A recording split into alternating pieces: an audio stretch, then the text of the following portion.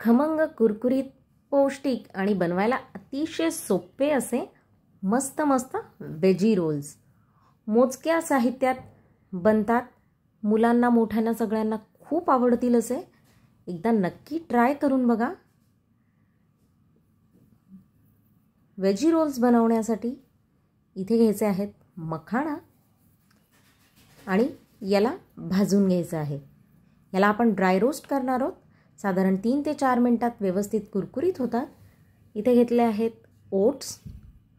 ओट्सला पण व्यवस्थित भाजून घ्यायचं आहे आणि मखाणा आणि ओट्स या दोन्हीची पावडर करून घ्यायची आहे. मखाणा आणि ओट्स दोन्हीही या रोल्ससाठी बाइंडिंगचं काम करणार आहेत. हे अतिशय पौष्टिक असतात. याला एकीकडे घेतले आहेत काही भाज्या, बारीक चिरून घेतलेला कांदा, गाजर, कॉर्न आणि शिमला मिर्च. तुम्हाला हव्या त्या भाज्या तुम्ही ह्याच्यात ॲड करू शकता. ज्या भाज्या मुलं खायला नाही म्हणतात त्या भाज्या तुम्ही इथे वापरू शकता.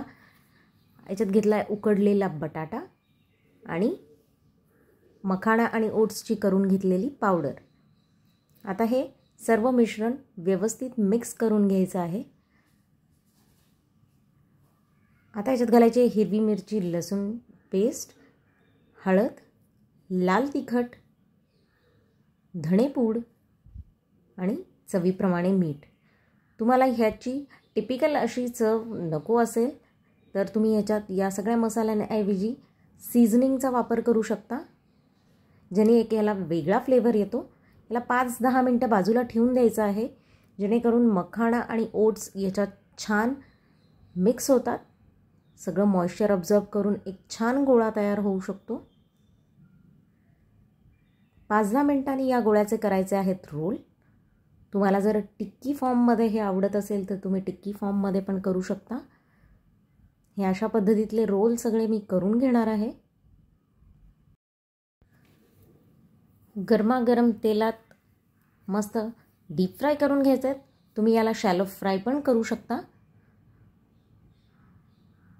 इथे मी डीप फ्राय करून घेणार आहे सोनेरी होईपर्यंत.